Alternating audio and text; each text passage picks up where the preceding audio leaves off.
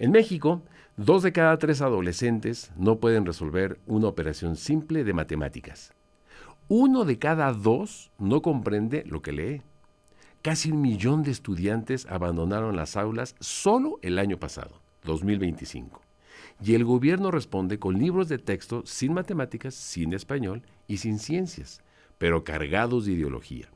Esto no es una crisis, es una catástrofe educativa en cámara lenta, que al parecer hemos decidido ignorar.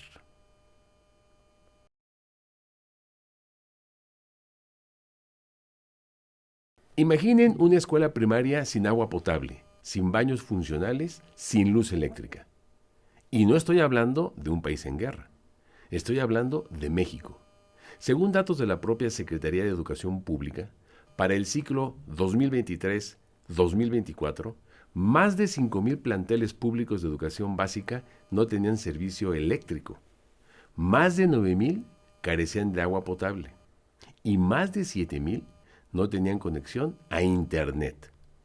Según Mejoredu, institución pública que también ya rasuró este gobierno, más de 54,000 escuelas no tienen agua potable y cerca de 26,000 carecen de electricidad. El informe Aprender Parejo, de México Evalúa y el TEC de Monterrey, lo puso en términos más crudos aún. 65 de cada 100 escuelas públicas operan sin computadoras ni Internet. Y la Auditoría Superior de la Federación reveló que 6 de cada 10 escuelas primarias tienen entre 11 y 60 años de antigüedad. Es decir, la mayoría superó ya su vida útil en infraestructura. Pese a que desde 2019 se destinaron más de 91,000 millones de pesos al programa La Escuela es Nuestra.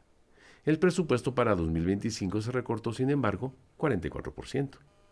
Tenemos una grave crisis de fondo y forma. De fondo en el conocimiento y de forma en la infraestructura. Estamos pidiendo a millones de niñas y niños que aprendan en condiciones que ningún adulto aceptaría para trabajar. Sobre este desastre educativo conversaremos con Alma Maldonado, investigadora del Departamento de Investigaciones Educativas del CINVESTAB, acuciosa analista de la deriva educativa en la que nos encontramos, autora de decenas de artículos y libros sobre la problemática educativa en el país y, hay que decirlo, polemista de cuidado. Alma, bienvenida. Hola, ¿qué tal, Rubén? Muchas gracias por la invitación. En esta intersección entre lo que está ocurriendo en el mundo y lo que nosotros tenemos en México, nos encontramos con una situación educativa que tú has de múltiples maneras documentado. Tenemos una situación educativa que pareciera que es la misma de hace 20 años, que pareciera que es la misma de hace 40 años, que pareciera que es la misma de hace 60 años. ¿Por qué no hemos podido tener una especie de plan nacional de educativo o un acuerdo nacional por la educación que nos haga salir de este marasmo?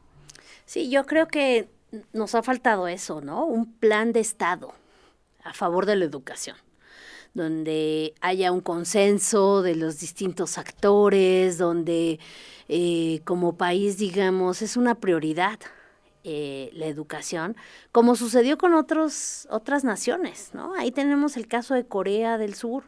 Es impresionante que hubo un momento en el que estábamos empatados en muchos indicadores con Corea en términos de desarrollo, de pobreza, O sea, ahí vamos, muchos, más o menos. Muchos indicadores. ¿Década?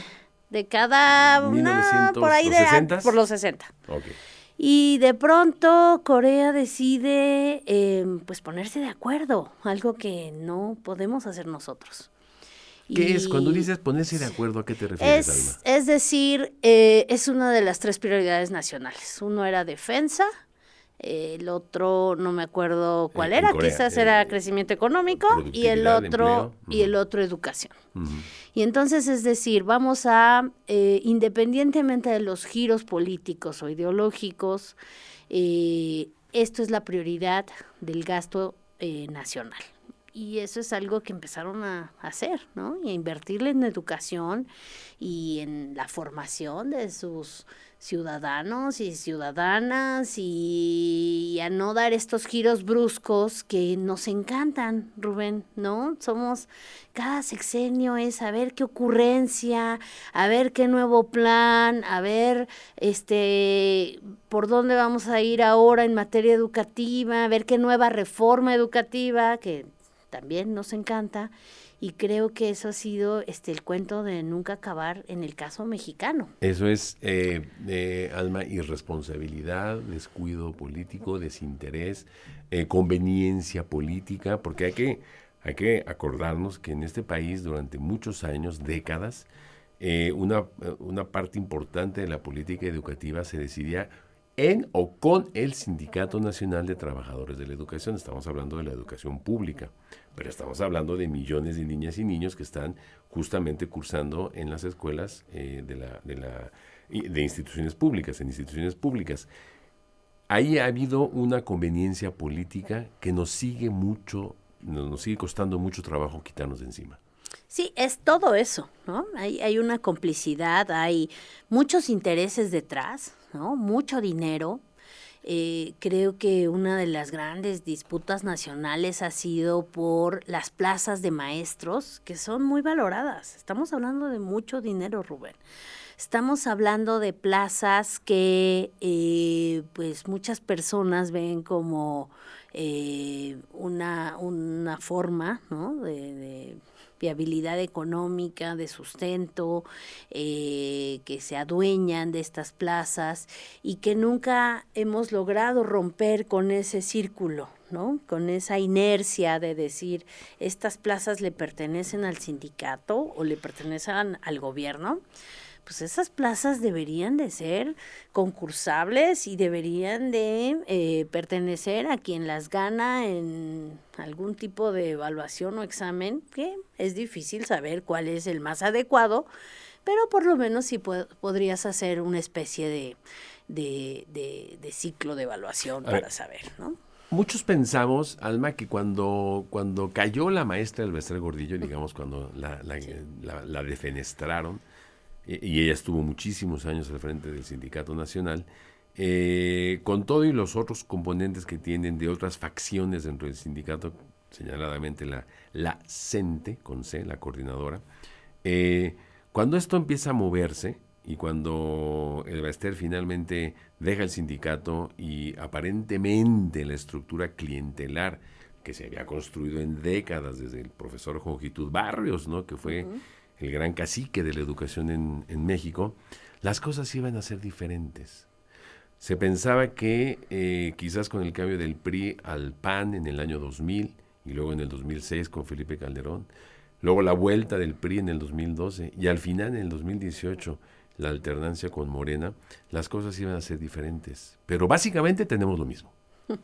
Sí, lo cual es pues una tragedia nacional, ¿no? Porque yo creo que es como el ejemplo perfecto de por qué las cosas en el sistema educativo no pueden moverse de otra manera. Yo, durante ese tiempo de la reforma de Peña, me tocó ir a varias escuelas normales y platicaba con las alumnas, los alumnos, y encontraba un tono de optimismo, Rubén, porque ellos y ellas decían, por fin la plaza va a depender de mí, de cómo me vaya en el examen, de cómo resulte este concurso. Y no tengo que comprarla, ni pagar, ni buscarme un madrinazgo, un padrinazgo para poder obtener una plaza docente. Y creo que esto que se intentó hacer, podríamos discutir si la reforma de Peña fue buena, mala, si se hizo bien, si la implementación, pero esta idea de por lo menos romper el círculo, ¿no?, de la venta y la compraventa de plazas, pues sí trató de atenderse y de cambiarse. Lamentablemente en el pacto que hace, ¿no?, López Obrador, Morena, es de regresar al mismo esquema anterior, de devolverle al sindicato esta paternidad, ¿no?, sobre las plazas y sobre quienes forman parte del servicio profesional docente. Y entonces estamos otra vez como al principio, ¿no? Con pues estos grupos, esta venta, esta situación donde no depende del normalista o del egresado de alguna licenciatura de educación obtener la plaza, sino depende de cuánto dinero pago y de con quién me llevo y de qué favores recibo o no. Regresamos a un momento que suponíamos que ya había sido superado, es decir, donde hubiera el reconocimiento al mérito y donde inclusive personas, profesionistas que tienen otra formación que no sea la formación en las escuelas normales, pudieran también concursar por las plazas en la educación básica de este país.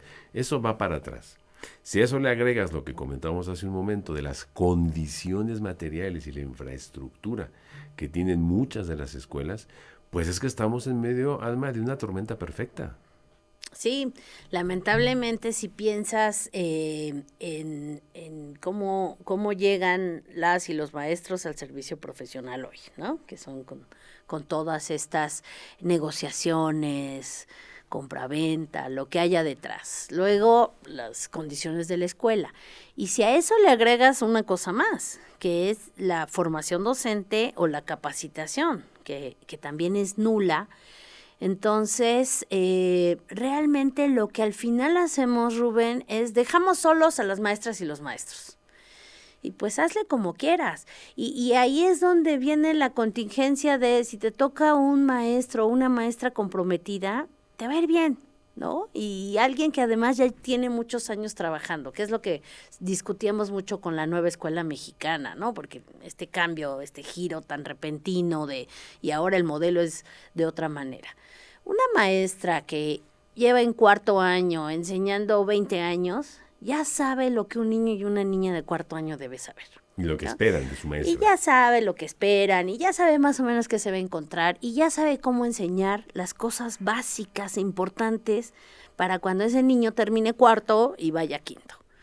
El problema son los nuevos maestros, ¿no? El problema son estas adecuaciones que hay que hacer sobre la marcha de un nuevo plan de estudios, de un nuevo programa, de una nueva forma de enseñar. Y el problema son las condiciones que tenemos, ¿no? Porque no solo además son las condiciones de la escuela, ya te referiste a las condiciones materiales, muchas de ellas pues muy difíciles, sino también es el contexto de la escuela, ¿no? La violencia del país, lo que hay todo rodea este centro escolar que muchas veces se ve pues bajo todas estas tensiones sociales internas y la verdad es un cóctel pues tremendo, ¿no? Para estar ahí en las escuelas, para estar al frente de los salones de clases. Regresamos en un momento.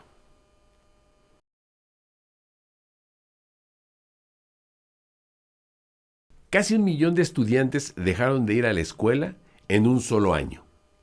Según la organización Educación con Rumbo, 994,000 estudiantes abandonaron las aulas durante el ciclo escolar 2024-2025. El nivel más golpeado es el bachillerato. La tasa nacional de abandono en educación media superior es de 31%. 3 de cada 10 abandonan, sí o sí, el bachillerato. O dicho de otra manera, casi 1/3 de los jóvenes que entran a preparatoria no la terminan. Y en algunas modalidades, la tragedia es peor. En el profesional técnico, la deserción alcanza hasta 60%. Y estados como Baja California, Colima, San Luis Potosí y Sinaloa reportan niveles de abandono superiores al 93%. 9 de cada 10 alumnos dejan la escuela. ¿Las becas Benito Juárez resolvieron el problema? No. Apenas lograron reducir en 2% el abandono escolar. 2%. Y aquí viene el dato más doloroso de todos. Fíjate bien. Entre 2016 y 2024 cayó del 72% al 67% la proporción de jóvenes que logran superar el nivel escolar de sus padres. la movilidad social y educativa está en retroceso. Es decir, cada vez las y los jóvenes mexicanos estudian menos que la generación que les antecedió, que nuestros padres o nuestros abuelos. Somos un país que va para atrás, Alma. Bueno, el panorama no es bueno, definitivamente, ¿no? Yo creo que hay que empezar con el análisis de la pandemia, Rubén. A veces la vemos ya muy lejos, ¿no? Pasó hace años. 2000, 2001. Sí, y bueno, el asunto es que es un suceso que marca fuertemente la educación. Pero a ver, en todo el mundo, porque En la todo el pandemia mundo, no claro, es de en México, todo nada el más, mundo, a todo el y planeta afectó. Y hubo retrocesos por todos lados, pero México es uno de los países que cierra más tiempo las escuelas. Más de 200 días los planteles educativos estuvieron cerrados. En comparación, ¿tienes algún dato de Sí, algún bueno, país? hubo países que cerraron 50 días, depende, ¿no? Países nórdicos son los que cerraron menos, Estados Unidos cerró más, China no tanto, ¿no? Ujú. Ahí habría que ir viendo y comparando. Ujú. Pero, no sé, Uruguay, por ejemplo, ¿no? Cierran las escuelas, pero no cierran los comedores para los niños y niñas. Ujú. Acá cerramos todo. Y no solo fue eso, sino... ¿Por qué haces énfasis en el comedor? Porque dejamos muy desprotegidos a las infancias en este país en la pandemia. Yo creo que no solo en términos de la alimentación y los apoyos, y bueno, ya veníamos de haber cerrado las escuelas de tiempo completo, que es todo otro tema, ¿no? Cuando han demostrado una eficacia muy importante, ¿no? Funcionaron para resarcir problemas de aprendizaje en sectores de la población con escasos recursos, para mantener a los niños en la escuela, etcétera. Entonces, se viene el cierre de las escuelas de tiempo completo, se viene fue un problemón para los padres de familia, claro, obviamente. y las madres de Y las familia, madres, especialmente sobre todo. las madres de familia. Y luego viene la pandemia y la respuesta del gobierno es: vamos a hacer programas en la televisión para las escuelas públicas, ¿no? Fundamentalmente en la educación básica, que es la gran mayoría de la matrícula en este país, recordemos. Más del 90% de los niños y niñas van a escuela pública en este país. Ujú. Y esas escuelas, su respuesta en el cierre fue, vamos a poner un programa de televisión. Con muchas carencias, mal diseñado, con poco dinero. Mal elaborados. Y después lo que esperábamos es pues que regresen a la escuela. No funcionan así las cosas, ¿no? Muchas personas, y esto pasó en el mundo, muchas personas dejaron de ver la pertinencia de la escuela, Rubén, que es un momento en el que estamos atravesando ahorita y es una gran discusión a nivel mundial, ¿no? Especialmente las y los jóvenes. ¿Para qué voy a la escuela? ¿Cuál es el sentido de ir a la escuela? ¿Es relevante ir a la escuela? ¿Me va a dar una mejor vida? ¿Me va a dar acceso a un mejor trabajo? ¿Me va a dar mejores oportunidades? Pues su respuesta no es positiva, ¿no? A Su ver, eso que tú respuesta estás diciendo, y lo iremos abordando, Alma, a lo largo de estos minutos, es verdaderamente relevante. ¿Por qué un chico hoy por hoy de 11, 14, 17 años va a valorar mejor la educación si se está dando cuenta que el resultado termina siendo prácticamente el mismo que el de no ir a la escuela? Claro, y que además la escuela deja de ser atractiva, Rubén, porque ahora existen las pantallas. Y porque ahora estamos en un momento donde no solo es la inteligencia artificial, pero también es el tema de la atención, que pues es un gran debate, ¿no? Los y las jóvenes tienen un tema de atención, es corta, ¿no? las redes sociales a las que más están apegados son, ya sabemos, ¿no? TikTok, es un video tras otro, Instagram. No me gusta, lo paso, es muy visual, ¿no? Fíjate, tú le hiciste así y es así.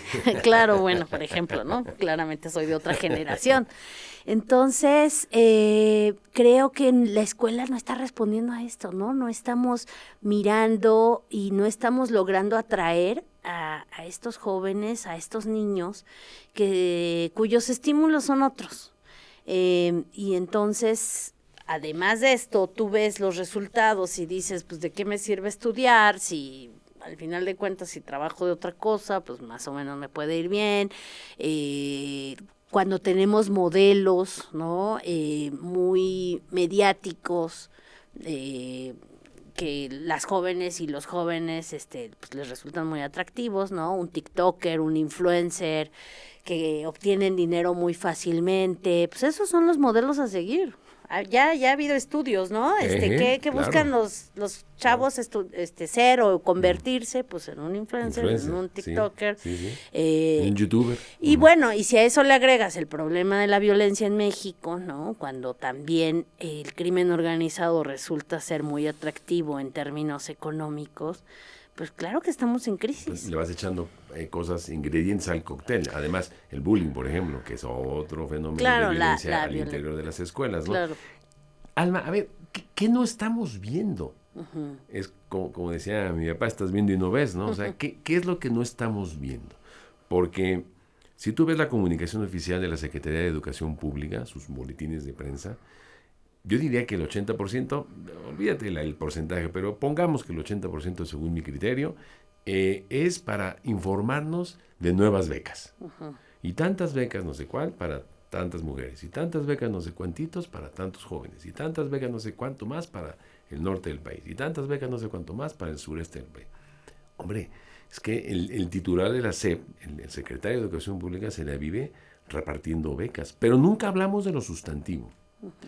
Desde hace décadas, y menos en este gobierno que habla de una transformación. Entonces, ¿qué es lo que no estamos viendo? A mí me da hasta miedo, tú sabes que yo tengo hijos muy jovencitos, pensar que todo este esfuerzo que se hacía hace 30, 40, 50, 100 años de la educación, pensemos que tiene que volver a ser como era antes. Y a lo mejor lo que no estamos viendo es qué es lo que viene por delante, que no estamos viendo y por lo tanto no estamos analizando y por lo tanto no estamos incorporando al nuevo conocimiento.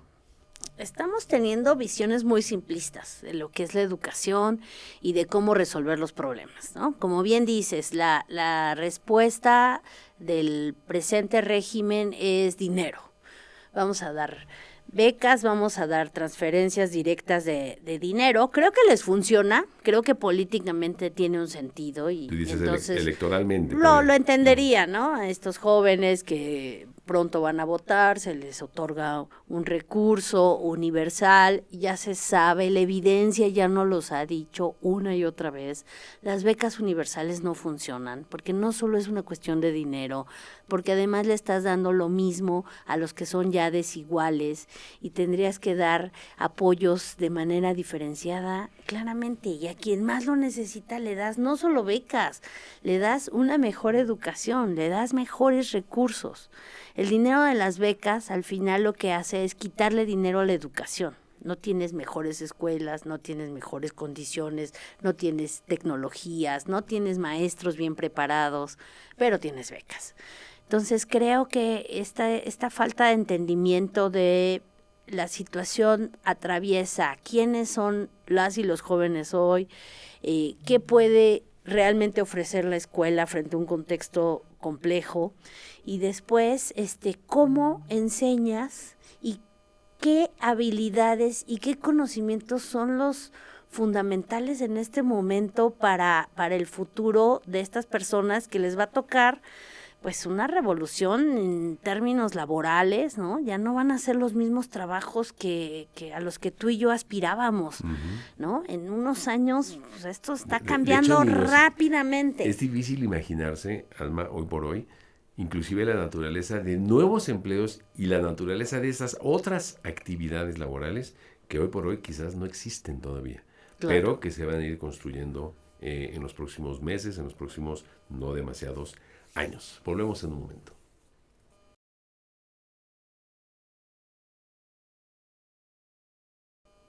En el 2013 se implementó una reforma educativa que, con todos sus defectos, incluía evaluaciones docentes obligatorias.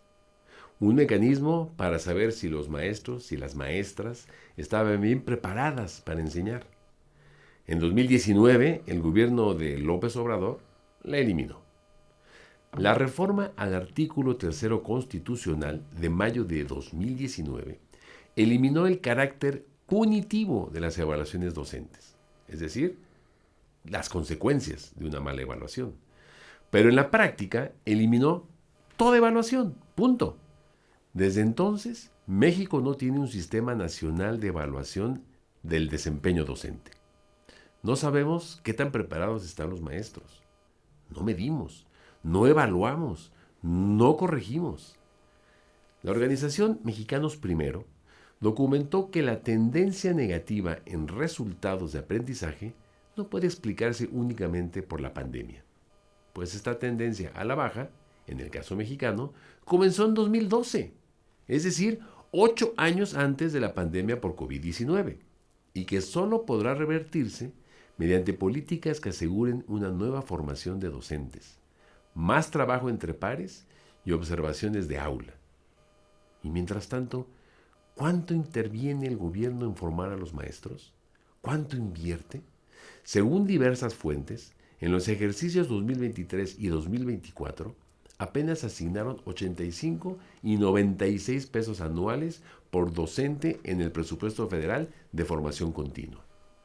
Menos de 100 pesos al año para preparar a quien forma a nuestras hijas e hijos. Eso no es política educativa, es abandono. Abandono de una necesidad que tiene el país de saber cómo están formando sus maestros y cómo están enseñando a las niñas y a los niños del país. Y de hecho te lo pongo más complicado. Más dramático aún. Más dramático. Nos quedamos sin evaluación de ningún tipo.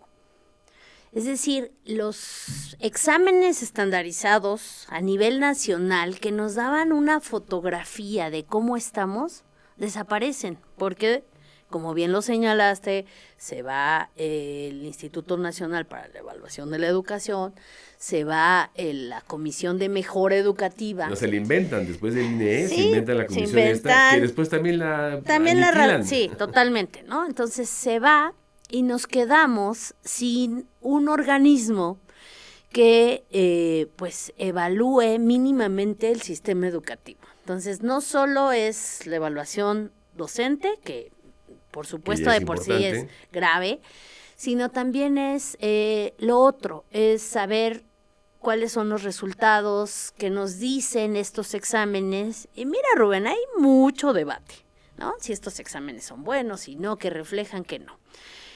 Más allá del debate que pueda haber, porque por supuesto que no hay instrumento perfecto, no hay examen perfecto, pero para mí este tipo de exámenes dan una foto, ¿no? Que es un poco lo que hace PISA. PISA sí mide habilidades. Te propongo una cosa, porque si te parece ese tema de PISA, que lo tengo en el radar, sí, lo abordamos en el siguiente segmento, claro. Pero aquí me gustaría que habláramos de la evaluación docente. Sí. ¿Por qué es importante? ¿Por qué desaparece? Sí. ¿Cuál es el precepto gubernamental que hace que esto no sea ya válido, después de que la evidencia internacional nos dice que lo que no se evalúa, lo que no se mide no se puede mejorar, ¿no? Detengámonos en esto, porque yo estoy de acuerdo, de pronto Gilberto Guevara Niebla habla mucho y creo que tiene razón, de la importancia y el maltrato en que muchos maestros y maestras ejercen la función docente, ¿no? Creo que ahí hay muchas cosas que revisar, desde luego, ¿no? Creo que lo hemos hecho muy mal, creo que todo lo hemos hecho de manera a través del sindicato y de manera clientelar y no desde una perspectiva profesionalizante, ¿no? Que ya estaría bien que los maestros y las maestras pudieran profesionalizarse cada vez más y a partir de esa profesionalización y esa buena evaluación, pues tuvieran incentivos y mejores beneficios, ¿no?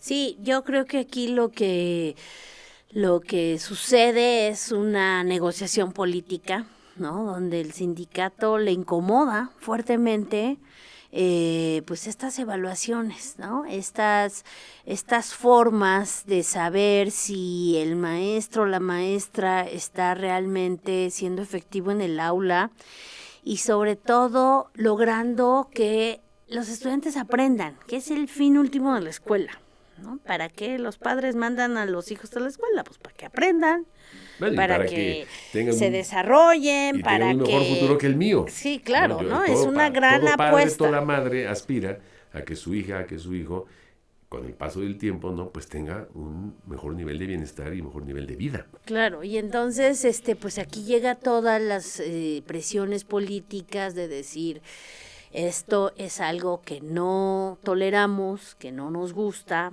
que lo han hecho mal y que no debe estar asociada al salario, ¿no? Porque al final de cuentas esta ha sido una manera que muchos países han encontrado pues para incentivar el trabajo docente, ¿no? Si presentas mejores resultados, te voy a dar un mejor salario.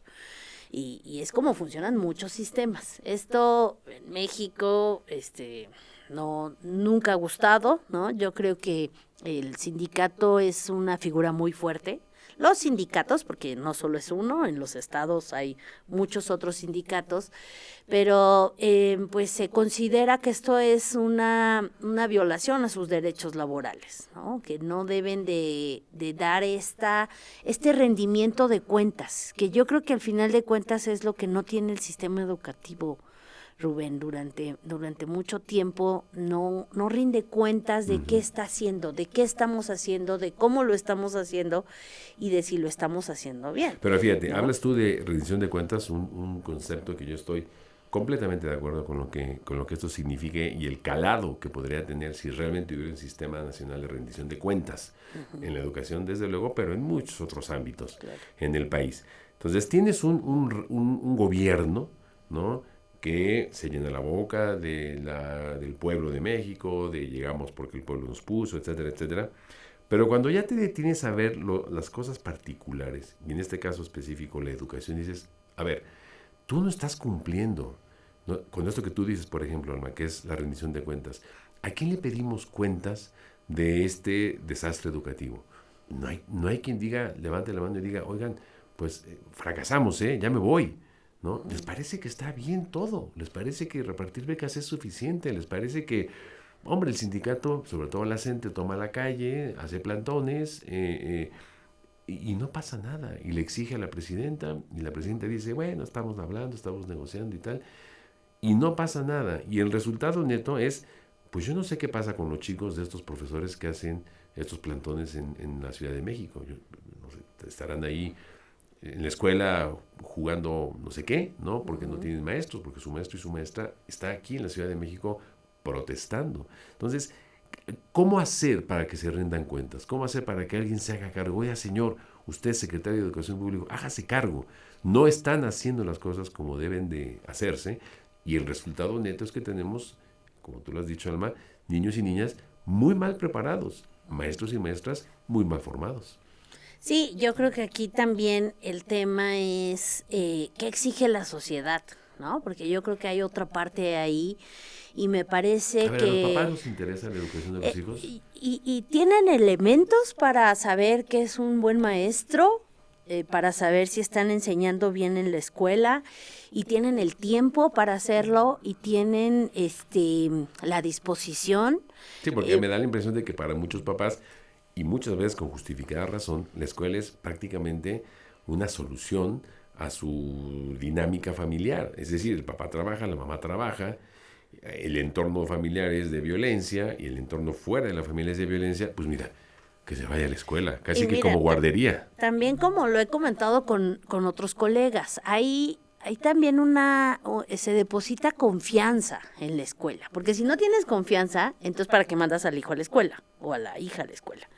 ¿No? Entonces creo que también en el momento en que los padres reconozcan que la escuela está en crisis y que no está dando y ofreciendo los aprendizajes necesarios, pues también es un momento de desilusión fuerte social que no nos podemos permitir tan fácilmente, ¿sabes? Entonces, si combinas todos los elementos, si no hay transparencia, si ahora no hay información, si ahora no sabemos estos maestros cómo llegaron, cómo accedieron a una plaza, no sabemos cómo se están desempeñando, no sabemos si están haciendo un recorrido profesional ascendente, si han ido mejorando con la práctica, no sabemos nada de esto, pues es realmente problemático, ¿no? Habiendo tantas carencias, yo creo que tristemente el tema de la formación de sus hijos, o de los hijos y de las hijas, hombre, toma como un segundo plano, ¿no? Primero déjame resolver el empleo, primero déjame resolver llegar a tiempo y con seguridad a mi casa y que no me asalten, ¿no? ¿Sabes? O sea, habiendo tantas otras urgencias, me da la impresión de que el tema educativo, siendo urgente, no se ve así desde la lógica de una familia. Y ahora veremos, poco más adelante, el tema de la evaluación de los aprendizajes. Ahora volvemos.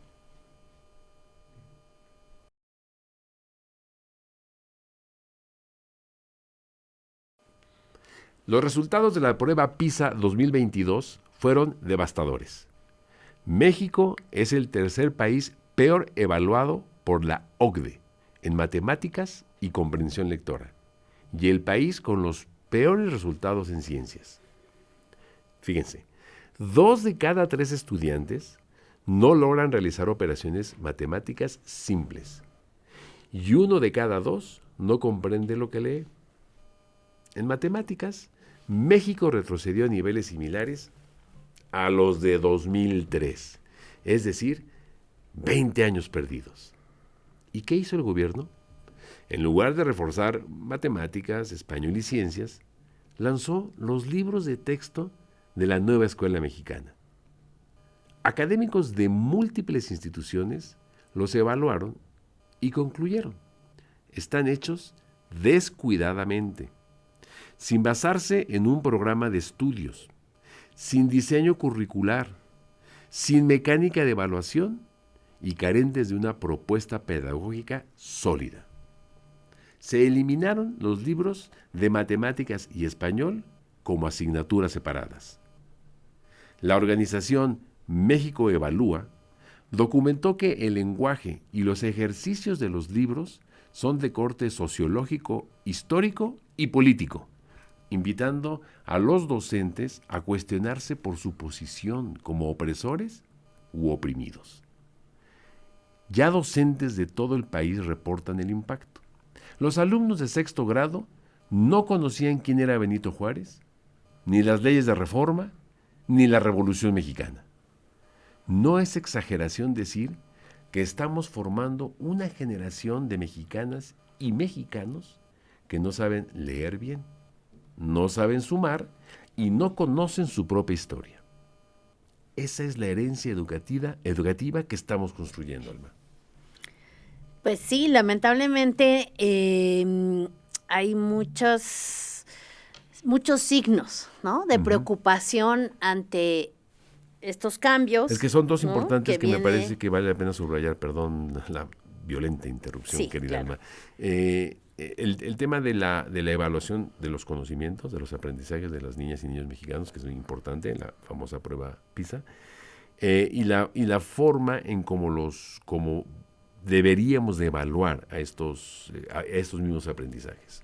Sí, como te decía anteriormente, como evaluación diagnóstica y evaluación nacional, solamente nos queda PISA, que no es mexicana, ¿no? Uh-huh. Fíjate la gravedad y la contradicción, porque sí, con todos estos discursos nacionalistas, uno pensaría que deberíamos de preservar, PISA, pero ¿no?, que deberíamos de preservar pues nuestro sistema nacional de evaluación para saber cómo estamos. Entonces no, solamente tenemos un examen que es elaborado por un organismo internacional, y ese es el que nos dice cómo están las habilidades de niños y niñas de 15 años, que esa es la clave de la prueba PISA. Es un examen cuando ya acabó la educación obligatoria, para ver pues, ¿qué saben? Y si pueden aplicar los conocimientos, las habilidades son básicamente lectoescritura, matemáticas y ciencia, ¿no? Que me parecen, pues, básicas, ¿no? Hasta ahí se queda PISA. Algunos estados, Rubén, se quedan con ciertos mecanismos de evaluación, exámenes, pruebas estandarizadas, por ahí Nuevo León, Guanajuato, Querétaro, están un poco en eso. Pero a nivel local, dices tú. A nivel local, y eso nos va a servir para saber cómo nos está yendo con esta nueva escuela mexicana, ¿no? Porque uno de los grandes cuestionamientos que estamos viviendo con la nueva escuela mexicana es saber si funcionó o no. Toda la idea de cambiar el modelo educativo y de cambiar este sistema, pues tendría que pasar por saber si ahora aprenden más y mejor los alumnos y las alumnas o no. Eso no lo vamos a saber si no tenemos evaluaciones ni estas distintas pruebas de algún tipo, ¿no? Entonces, estamos ante esa incertidumbre de esto funcionó o no funcionó. Por otro lado, los resultados que tenemos, pues no son nada alentadores. Pero a ver, espérame tantito, porque además hubo la desaparición como asignaturas separadas, independientes, pues de matemáticas y de español. O sea, esta lógica que tú has discutido y has debatido mucho con la autoridad electoral, señaladamente con el autor de estos libros de texto, con el célebre Marx Arriaga. Uh-huh. Y esta locura, porque es una locura que un país tenga, fíjate tú, de alguna manera, no en todos, por todos conceptos, pero de alguna manera, una parte importante del futuro de la formación de los niños y de las niñas en manos de un personaje que está pensando en la revolución leninista y en la toma del Palacio de Invierno de 1917, 1918 en la antigua Rusia zarista o después la Unión Soviética. O sea, estamos en manos de quién teníamos esta parte de la formación de los niños y niñas. Sí, lo que cambia y quizás una de las cosas más importantes que ahora son características de la nueva escuela mexicana es esta idea de que tenemos campos formativos, ya no asignaturas, y la educación se da a través de proyectos, que en sí no es mala la idea, tampoco es nueva, es una idea que ya existía, y bueno, lo que se trata es que buscamos integrar los conocimientos, ¿no? Entonces, en lugar de ¿Eso ocurre en algún otro país? Sí, en otros países se usa, pues es una metodología, es un método más, y los maestros y las maestras mexicanas ya lo hacían. De pronto vamos a hacer un proyecto integrador, ¿no? Y entonces vamos a ver el tema ecológico y lo abordamos socialmente y también biológicamente y le metemos geografía y entonces tenemos un proyecto. Cuando tú quieres imponer esto para todo el sistema educativo es donde no caben los conocimientos básicos, es donde quedan fuera conocimientos más abstractos, conocimientos que además primero tienes que entender para luego aplicarlos. Yo no te voy a poder pedir que tú en un proyecto ahora aplícame unas matemáticas que nunca me di el tiempo de enseñártelas. Y toda esta falta de diseño, toda esta carencia de formación pedagógica, didáctica, no estuvo presente en la hechura de los libros. Como bien lo señalas, se hizo posterior el plan de estudios, entonces era al revés el procedimiento, y creo que esa respuesta que dan al tema educativo, pensando que con esto vamos a resolver pues muchos de los retos de los que ya hablamos, que estamos viviendo, ¿no? Como sociedades, que los jóvenes, que otros países también están viviendo sobre la relevancia de la educación, etcétera, pues no se resuelven con estos cambios tan al vapor, sin una formación docente previa, ¿no? Porque yo no te puedo pedir que de la noche a la mañana, Rubén, lo que tú enseñabas ya no funciona. Y ahora enseñas ahora proyecto. Vas a enseñar de otra manera y vas a hacerlo de otra forma y todo lo que ya tenías tú estructurado, pues se mueve. Yo sí, en la escuela primaria en la que yo fui y en la escuela secundaria en la que yo fui, pues sí había matemáticas, había español y tenías a tu profe de matemáticas, a tu profe de español y otras tantas asignaturas. Y entonces ibas aprendiendo, ¿no? A hacer, digamos, operaciones aritméticas, matemáticas, etcétera. Ahora cuando tienes un proyecto, para motivos de ilustración, para proyectos de ilustración, Alma, ¿cómo funciona eso en la educación por proyecto?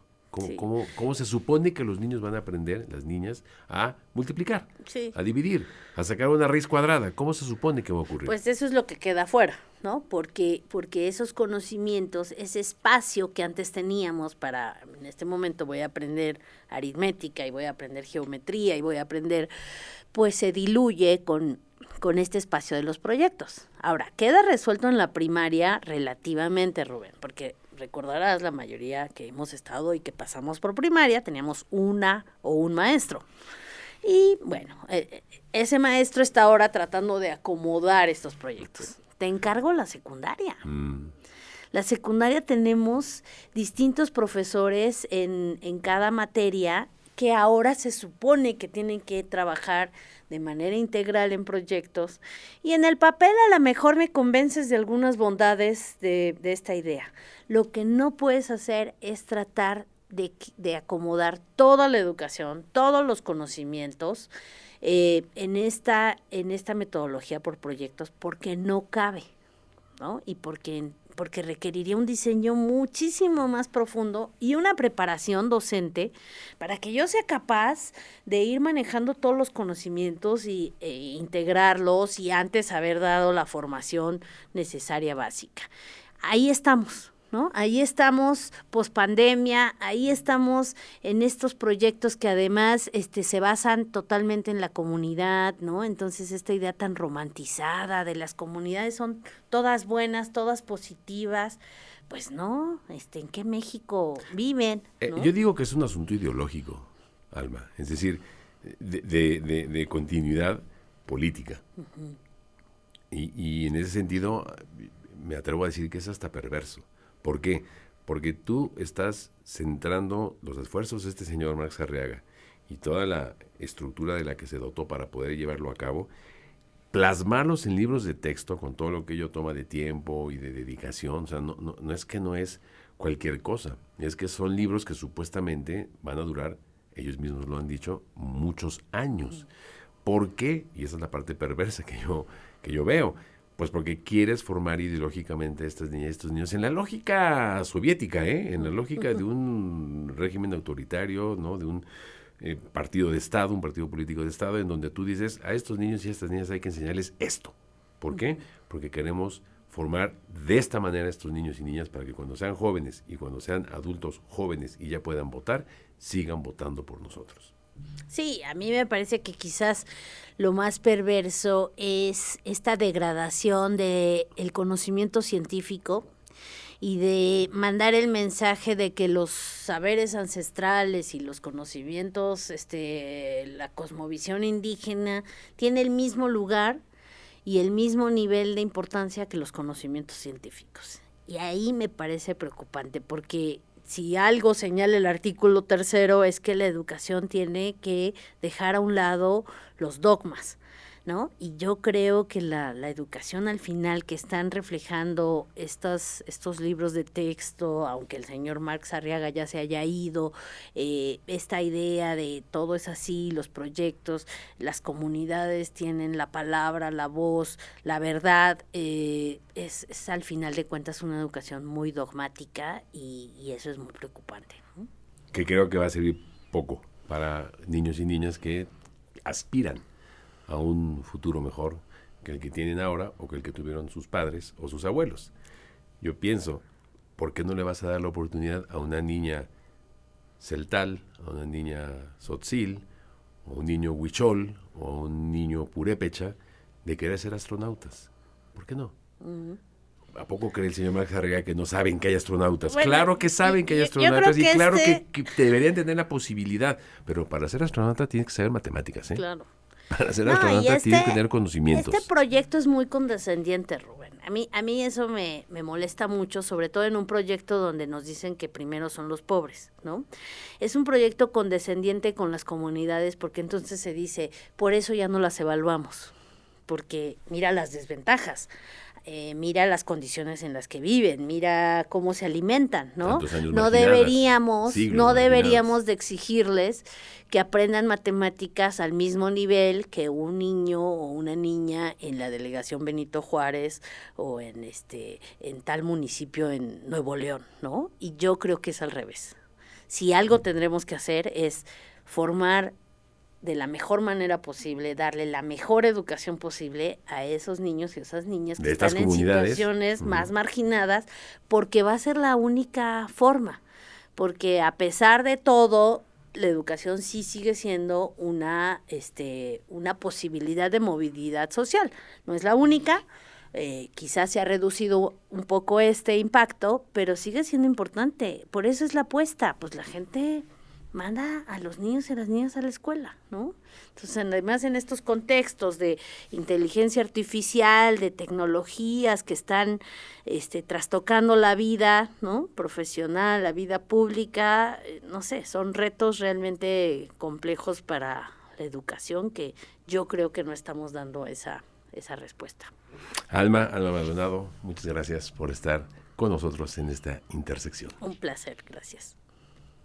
México no tiene un problema educativo, tiene una emergencia nacional que nadie quiere declarar. Cada día que pasa sin actuar es un día que le robamos futuro a millones de niñas y niños.